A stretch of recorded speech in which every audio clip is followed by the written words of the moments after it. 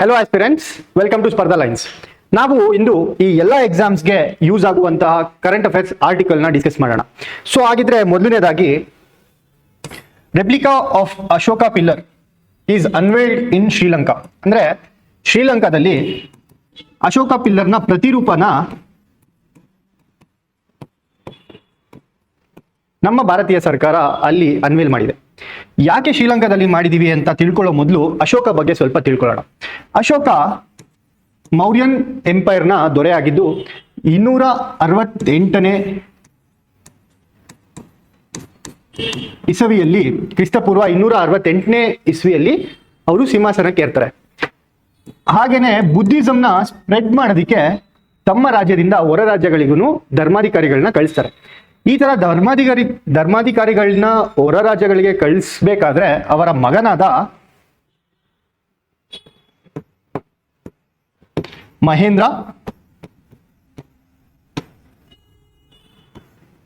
ಮತ್ತೆ ಮಗಳಾದ ಸಂಘಮಿತ್ರ, ಇವರಿಬ್ರನ್ನ ಶ್ರೀಲಂಕಾಗೆ ಬುದ್ಧಿಸಂನ ಸ್ಥಾಪಿಸೋದಕ್ಕೆ ಇವರಿಬ್ರನ್ನ ಶ್ರೀಲಂಕಾದಾಗೆ ಕಳಿಸ್ಕೊಡ್ತಾರೆ. ಇದರ ಸಂಕೇತವಾಗಿ ನಾವು ಈ ಅಶೋಕ ಪಿಲ್ಲರ್ನ ಶ್ರೀಲಂಕಾದಲ್ಲಿ ಸ್ಥಾಪಿಸಿದ್ದೀವಿ. ಈ ಅಶೋಕ ಪಿಲ್ಲರ್ ಬಗ್ಗೆ ಸ್ವಲ್ಪ ನೋಡೋಣ. ಈ ಅಶೋಕ ಪಿಲ್ಲರ್ ಮೇಲ್ಗಡೆ ಲಯನ್ ಕ್ಯಾಪಿಟಲ್ ಅಂತ ನಾವು ಹೇಳ್ತೀವಿ, ಸಿಂಹ ಲಾಂಛನನ ನಮ್ಮ ರಾಷ್ಟ್ರೀಯ ಲಾಂಛನವಾಗಿ ಸಹ ನಾವು ಅಡಾಪ್ಟ್ ಮಾಡ್ಕೊಂಡಿದೀವಿ. ಯಾವಾಗ ಅಡಾಪ್ಟ್ ಮಾಡ್ಕೋತೀವಿ ಅಂದ್ರೆ August 15th of 1950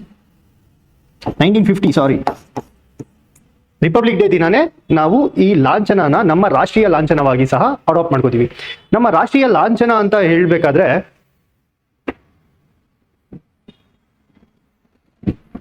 national flag ಅಂದ್ರೆ ನಮ್ಮ ತಿರಂಗವನ್ನ ಜುಲೈ 22 ನಾವು ನಮ್ಮ ನ್ಯಾಷನಲ್ ಫ್ಲಾಗ್ ಆಗಿ ಅಡಾಪ್ಟ್ ಮಾಡ್ಕೋತೀವಿ. ಯಾವ ವರ್ಷ ಅಂತ ನಮಗೆ ಕಮೆಂಟ್ ಬಾಕ್ಸ್ ಅಲ್ಲಿ ತಿಳಿಸಿ. ನಮ್ಮ ನ್ಯಾಷನಲ್ ಫ್ಲಾಗ್ ಅಂದ್ರೆ ನಮ್ಮ ತಿರಂಗವನ್ನ ನಾವು ಯಾವಾಗ ನ್ಯಾಷನಲ್ ಫ್ಲಾಗ್ ಆಗಿ ಅಡಾಪ್ಟ್ ಮಾಡ್ಕೋತೀವಿ ಅಂತ, ಯಾವ ವರ್ಷದಲ್ಲಿ, ಯಾವ ಇಸವಿಯಲ್ಲಿ ನಾವು ನಮ್ಮ ನ್ಯಾಷನಲ್ ಫ್ಲಾಗ್ ಆಗಿ ಅಡಾಪ್ಟ್ ಮಾಡ್ಕೋತೀವಿ ಅಂತ ಕಮೆಂಟ್ ಬಾಕ್ಸ್ ಅಲ್ಲಿ ತಿಳಿಸಿ. So going to our next topic, Henley passport index. ಏನಿದು ಹೆನ್ಲಿ ಪಾಸ್ಪೋರ್ಟ್ ಇಂಡೆಕ್ಸ್ ಅಂತ ಅಂದ್ರೆ, ನಮ್ಮ ಒಂದು ಪಾಸ್ಪೋರ್ಟ್, ನಮ್ಮ ದೇಶದ ಒಂದು ಪಾಸ್ಪೋರ್ಟ್ ಎಷ್ಟು ಸ್ಟ್ರಾಂಗ್ ಆಗಿದೆ ಅಂತ ತಿಳ್ಕೊಬೇಕಂದ್ರೆ ಈ ಹೆನ್ಲಿ ಪಾಸ್ಪೋರ್ಟ್ ಇಂಡೆಕ್ಸ್ ಅಲ್ಲಿ ನಮ್ಮ ಭಾರತ ಎಷ್ಟನೇ ಸ್ಥಾನದಲ್ಲಿದೆ ಅಂತ ಗೊತ್ತಾದ್ರೆ ನಮ್ಮ ಪಾಸ್ಪೋರ್ಟ್ ಎಷ್ಟು ಸ್ಟ್ರಾಂಗ್ ಆಗಿದೆ ಅಂತ ಗೊತ್ತಾಗುತ್ತೆ. ಎಷ್ಟು ಸ್ಟ್ರಾಂಗ್ ಅಂತ ಯಾವ ರೀತಿಯಲ್ಲಿ ನಾವು ಅಳತೆ ಮಾಡ್ತೀವಿ ಅಂತಂದ್ರೆ, ನಮ್ಮ ಒಂದು ಪಾಸ್ಪೋರ್ಟ್ ಇಟ್ಕೊಂಡು ವೀಸಾ ರಹಿತವಾಗಿ ಅಂದ್ರೆ ವೀಸಾ ಇಲ್ಲದೆ ಎಷ್ಟು ಕಂಟ್ರೀಸ್ಗೆ ನಾವು ಟ್ರಾವೆಲ್ ಮಾಡ್ಬೋದು ಅನ್ನುವ ಒಂದು ಮಟ್ಟದಲ್ಲಿ ಈ ಹೆನ್ಲಿ ಪಾಸ್ಪೋರ್ಟ್ ಇಂಡೆಕ್ಸ್ ಸಹ ಗೊತ್ತಾಗುತ್ತೆ, ನಮ್ಮ ಪಾಸ್ಪೋರ್ಟ್ ಎಷ್ಟು ಸ್ಟ್ರಾಂಗ್ ಆಗಿದೆ ಅಂತ ಸಹ ಗೊತ್ತಾಗುತ್ತೆ. ಸೊ ಈ ಹೆನ್ಲಿ ಪಾಸ್ಪೋರ್ಟ್ ಇಂಡೆಕ್ಸ್ ಅಲ್ಲಿ ನಮ್ಮ ಇಂಡಿಯಾದು ರ್ಯಾಂಕು 77th. ಯಾಕೆ ಈ ರ್ಯಾಂಕ್ ಇಂಪಾರ್ಟೆಂಟ್ ಅಂದ್ರೆ, ಇದುವರೆಗಿನ ಭಾರತದ ಬೆಸ್ಟ್ ರ್ಯಾಂಕಿಂಗ್ ಇದು 77th ರ್ಯಾಂಕ್. ಅಂದ್ರೆ ನಮ್ಮ ಭಾರತ ಸರ್ಕಾರದ ಪಾಸ್ಪೋರ್ಟ್ 77th ಇಡೀ ವಿಶ್ವದಲ್ಲಿ 77ನೇ ಸ್ಥಾನ ಗಳಿಸಿದೆ. ಅಂದ್ರೆ 59 ಕಂಟ್ರೀಸ್ಗೆ ಬರೀ ನಮ್ಮ ಪಾಸ್ಪೋರ್ಟ್ ಮತ್ತೆ ಹೇರ್ ಟಿಕೆಟ್ ಇದೆರಡೇ ಇಟ್ಕೊಂಡು ನಾವು ಟ್ರಾವೆಲ್ ಮಾಡ್ಬೋದು, ವೀಸಾ ಇಲ್ದಿರ. ಈ ವೀಸಾ ಏನಪ್ಪಾ ಅಂತ ಅಂದ್ರೆ, ವೀಸಾ ಅಂದ್ರೆ ಒಂದು ತರ ಪರ್ಮಿಟ್ ಇದ್ದಂಗೆ. ಈಗ ನಾನು ಬೇರೆ ರಾಷ್ಟ್ರಕ್ಕೆ ಹೋಗ್ಬೇಕಂದ್ರೆ ಅಥವಾ ಬೇರೆ ಯಾವ್ದಾದ್ರು ಕಂಟ್ರಿಗೆ ಹೋಗ್ಬೇಕಂತಂದ್ರೆ ನಾನು ಒಂದು ಪರ್ಮಿಟ್ ತಗೋಬೇಕು. ನನ್ನ ಪಾಸ್ಪೋರ್ಟ್ ಜೊತೆಗೆ ಮತ್ತೆ ನನ್ನ ಏರೋಪ್ಲೇನ್ ಟಿಕೆಟ್ ಜೊತೆಗೆ ಒಂದು ಪರ್ಮಿಟ್ ತಗೋಬೇಕು. ನಾನು ಯಾಕೆ ಇಲ್ಲಿಗೆ ಬರ್ತಿದ್ದೀನಿ ಅಂತೆಲ್ಲ ಕಾರಣಗಳನ್ನ ಕೊಟ್ಬಿಟ್ಟು ಒಂದು ಪರ್ಮಿಟ್ ತಗೋಬೇಕು. ಆ ಪರ್ಮಿಟ್ಗೆ ನಾವು ಏನಂತ ಕರಿತೀವಿ ಅಂದ್ರೆ ವೀಸಾ ಅಂತ ಕರಿತೀವಿ.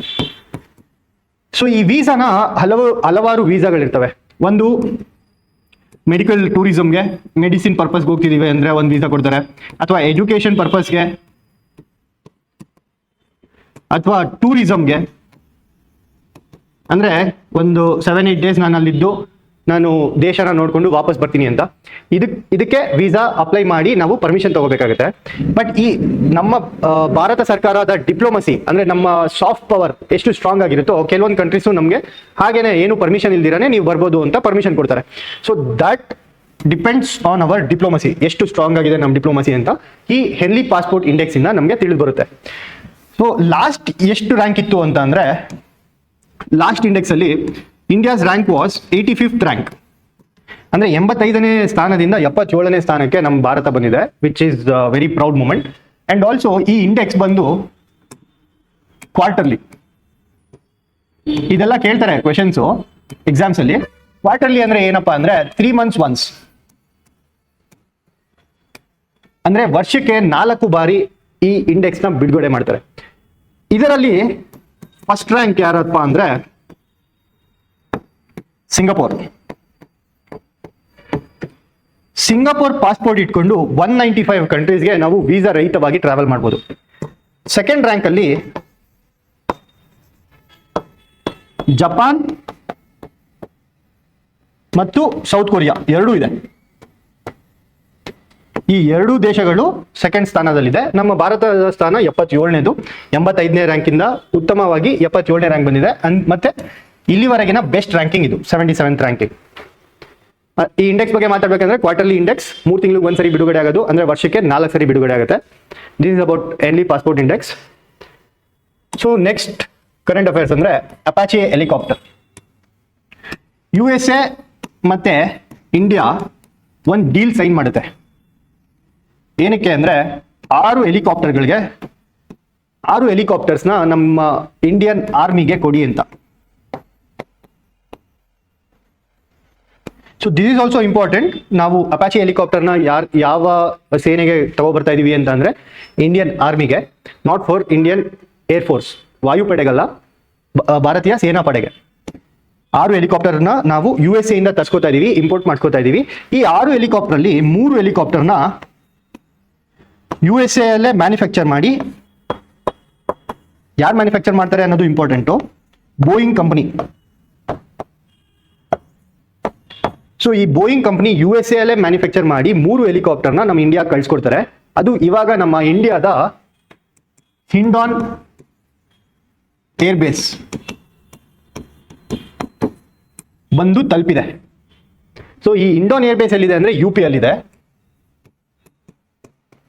UPಗೆ ಬಂದು ತಲುಪಿದೆ 3 ಹೆಲಿಕಾಪ್ಟರ್ಗಳು. ಇನ್ನ 3 ಹೆಲಿಕಾಪ್ಟರ್ನ ಅದೇ ಬೋಯಿಂಗ್ ಕಂಪನಿ ನಮ್ಮ ಭಾರತದ ಟಾಟಾ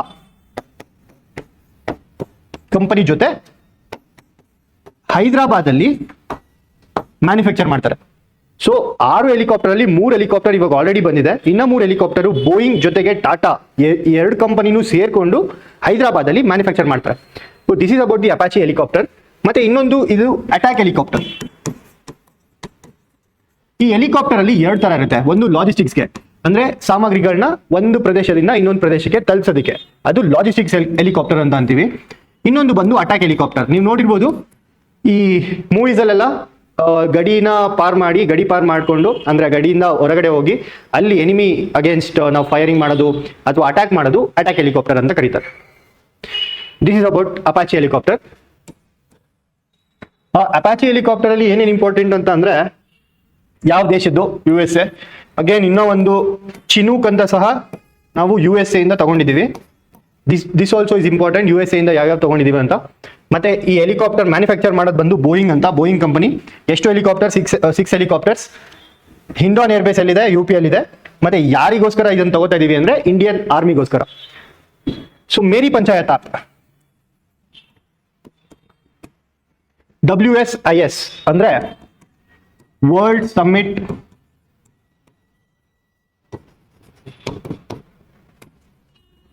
ಆನ್ ಇನ್ಫಾರ್ಮೇಶನ್ ಸೊಸೈಟೀಸ್. ಈ world summit on information societies ಕೊಡುವಂತಹ ಚಾಂಪಿಯನ್ ಅವಾರ್ಡ್ಸ್.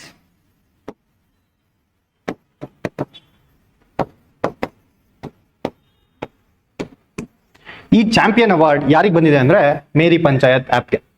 ಏನಪ್ಪಾ ಇದು ಚಾಂಪಿಯನ್ ಅವಾರ್ಡ್, ಅಥವಾ ಯಾವ ಕ್ಯಾಟಗರಿ ಅಂಡರ್ ಅಲ್ಲಿ ಈ ಚಾಂಪಿಯನ್ ಅವಾರ್ಡ್ ಬಂದಿದೆ ಅಂತ ಅಂದ್ರೆ ಕಲ್ಚರಲ್ ಡೈವರ್ಸಿಟಿ ಅಂಡ್ ಐಡೆಂಟಿಟೀಸ್.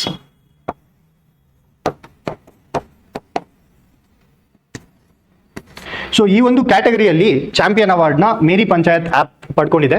ಈ ಮೇರಿ ಪಂಚಾಯತ್ ಆಪ್ನ ಯಾರು ಡೆವಲಪ್ ಮಾಡ್ತಾರೆ ಅಂದ್ರೆ ಮಿನಿಸ್ಟ್ರಿ ಆಫ್ ಪಂಚಾಯತ್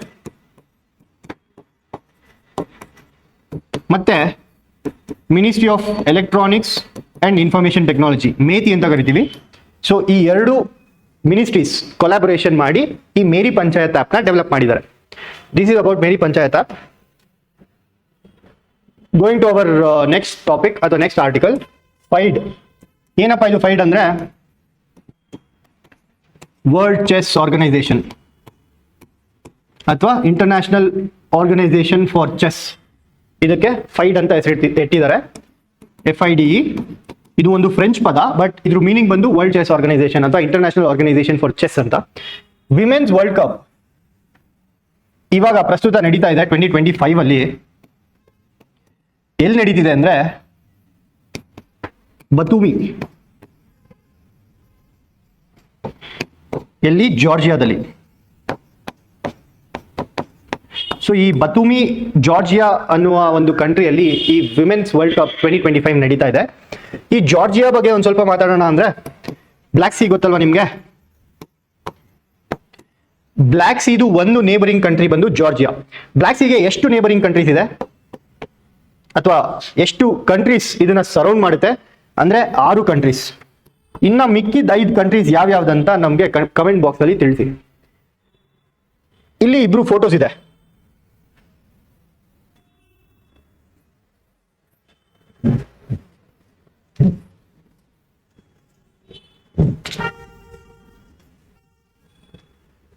ಇವರು ದಿವ್ಯಾ ದೇಶ್ಮುಖ್ ಅಂತ. ಇವ್ರು ಬಂದು ಕೊನೇರು ಹಂಪಿ ಅಂತ.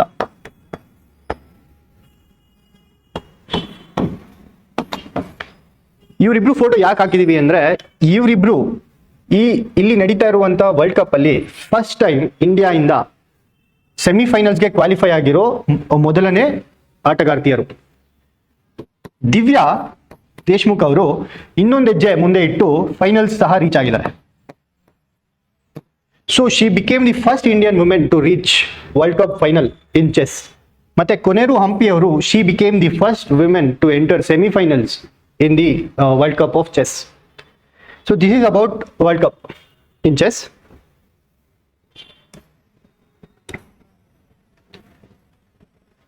ನೆಕ್ಸ್ಟ್ ನ್ಯೂಸ್ ಏನಪ್ಪಾ ಅಂದ್ರೆ ಭಾರತೀಯ ಅಂತರಿಕ್ಷ ಸ್ಟೇಷನ್ ಅಂದ್ರೆ ನಮ್ಮ ಇಂಡಿಯಾ ಆರ್ ಇಸ್ರೋ ಒಂದು ಇಂಟರ್ನ್ಯಾಷನಲ್ ಸ್ಪೇಸ್ ಸ್ಟೇಷನ್ ನ ರೆಡಿ ಮಾಡಬೇಕು ಅಥವಾ ಲಾಂಛನ ಮಾಡಬೇಕು ಅಂತ ಇದ್ದಾರೆ. ಯಾವಾಗ ಅಂತ ಅಂದ್ರೆ 2035ಗೆ. ಈ ಇಸ್ರೋ ಬಗ್ಗೆ ಸ್ವಲ್ಪ ನೋಡೋಣ. ಇಸ್ರೋದು ಹೆಡ್ ಕ್ವಾರ್ಟರ್ಸ್ ಎಲ್ಲಿದೆ? ಬ್ಯಾಂಗ್ಳೂರಲ್ಲಿದೆ. ಇದನ್ನ ಎಸ್ಟಾಬ್ಲಿಷ್ ಮಾಡಿದ ಯಾವಾಗ? August 15th, 1969 ಇಸ್ರೋನ ಸ್ಥಾಪಿಸ್ತಾರೆ. ಹಾಗೇನೆ ಇಸ್ರೋದ ಇವಾಗಿನ ಪ್ರಸ್ತುತ ಚೇರ್ಮನ್ ಯಾರು? ನಾರಾಯಣನ್ ಸರ್ ಅಂತ.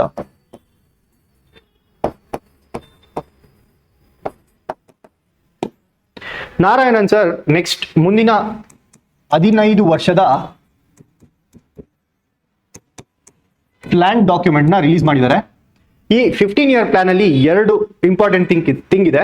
ಒಂದು ಭಾರತೀಯ ಅಂತರಿಕ್ಷ ಸ್ಟೇಷನ್ ಅಂತ, that will come up in 2035.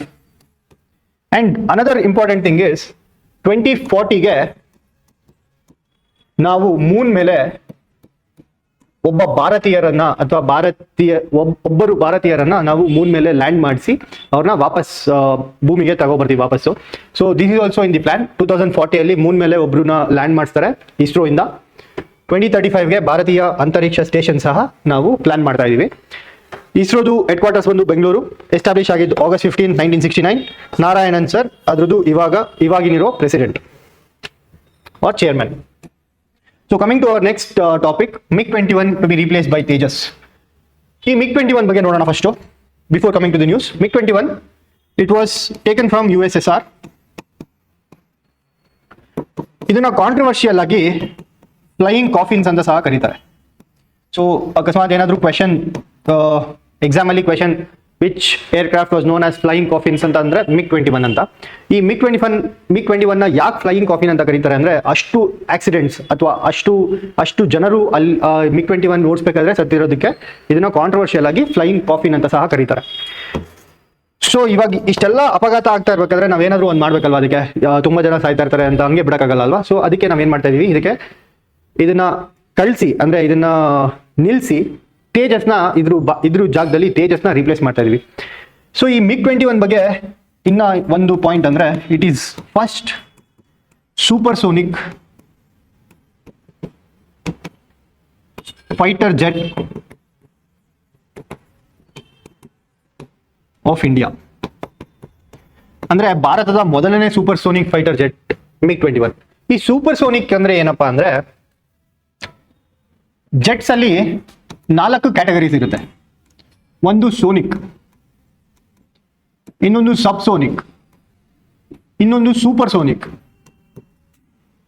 ಮತ್ತೆ ಇನ್ನೊಂದು 4ನೇದು ಹೈಪರ್ಸೋನಿಕ್ ಅಂತ ಕರಿತೀವಿ. ಸೋನಿಕ್ ಅಂದ್ರೆ ಸ್ಪೀಡ್ ಆಫ್ ಸೌಂಡ್ ಯಾವ್ದ್ರಲ್ಲಿ ಏರಲ್ಲಿ ಎಷ್ಟಿರುತ್ತೆ, 343 ಮೀಟರ್ ಪರ್ ಸೆಕೆಂಡ್ ಇರುತ್ತೆ. ಸೊ ಇದನ್ನ ಒಂದು ಮ್ಯಾಕ್ ನಂಬರ್ ಅಂತ ಕರೀತಾರೆ. 1 Mach number is equal to speed of sound in air which is equal to 343 metre per second. So ಇದನ್ನ ಸೋನಿಕ್ ಸ್ಪೀಡ್ ಅಂತ ಕರಿತೀವಿ. ಸಬ್ಸೋನಿಕ್ ಸ್ಪೀಡ್ ಅಂದ್ರೆ 1 ಮ್ಯಾಕ್ ನಂಬರ್ಗಿಂತ ಕಮ್ಮಿ ಇರೋದು, which will be less than 1 Mach number, ಅದನ್ನ ಸಬ್ಸೋನಿಕ್ ಅಂತ ಕರಿತೀವಿ. ಸೂಪರ್ ಸೋನಿಕ್ ಏನಪ್ಪಾ ಅಂದ್ರೆ ಮೋರ್ ದ್ಯಾನ್ 1 ಮ್ಯಾಕ್ ಇರೋದನ್ನ ಸೂಪರ್ ಸೋನಿಕ್ ಅಂತ ಕರಿತೀವಿ. ಅಂಡ್ ಮೋರ್ ದ್ಯಾನ್ 5 ಮ್ಯಾಕ್ಸ್ ಇತ್ತು ಅಂದ್ರೆ ಅದನ್ನ ಹೈಪರ್ ಸೋನಿಕ್ ಅಂತ ಕರಿತೀವಿ. So I hope you got the concept of Mach number. Mach number ಏನಿಲ್ಲ, speed of sound in air. ಒಂದು ಮ್ಯಾಕ್ ನಂಬರ್ ಅಂದ್ರೆ ಸ್ಪೀಡ್ ಗಾಳಿಲಿ ಎಷ್ಟು ವೇಗವಾಗಿ ಓಡುತ್ತೆ ಅದೇ ಒಂದು Mach number, which is equal to 343 metre per second. So Tejas ಬಗ್ಗೆ ಸ್ವಲ್ಪ ನೋಡೋಣ. ತೇಜಸ್ ನಮ್ಮ ಹೆಮ್ಮೆ HAL ಬೆಂಗಳೂರು. ಈ HALದು ಹೆಡ್ ಕ್ವಾರ್ಟರ್ಸ್ ಬಂದು ಬೆಂಗಳೂರಲ್ಲಿ ಇರೋದು. ಸೊ ಈ HAL ಡೆವಲಪ್ ಮಾಡಿರೋದು ತೇಜಸ್ನ. ಇದನ್ನ LCA ಅಂತ ಸಹ ಕರೀತಾರೆ. ಯಾಕೆ LCA ಅಂದ್ರೆ because of it's light weight, light combat aircraft ಅಂತ LCA ಅಂತ ಕರೀತಾರೆ. ಅಂಡ್ ಇದ್ರದ್ದು ಇಂಜಿನ್ ಬಂದು ಕಮ್ಸ್ ಫ್ರಮ್ USA. ಇದನ್ನು ಕೇಳ್ಬೋದು ಕ್ವೆಶನ್, ನಮ್ಮ ತೇಜಸ್ನ ಇಂಜಿನ್ ಯಾವ ಕಂಟ್ರಿಯಿಂದ ನಮಗೆ ಬರುತ್ತೆ ಅಂತ, ಯಾವ ಕಂಟ್ರಿಯಿಂದ ಇಂಪೋರ್ಟ್ ಮಾಡಿಸ್ಕೋತೀವಿ ಅಂತ ಅಂದ್ರೆ it is from USA. So this is about today's current affairs articles. Let's meet tomorrow. ಇನ್ನು ಇದೇ ತರ ಇಂಪಾರ್ಟೆಂಟ್ ಆರ್ಟಿಕಲ್ಸ್ನ ತಗೊಂಡು we will discuss tomorrow. Thank you.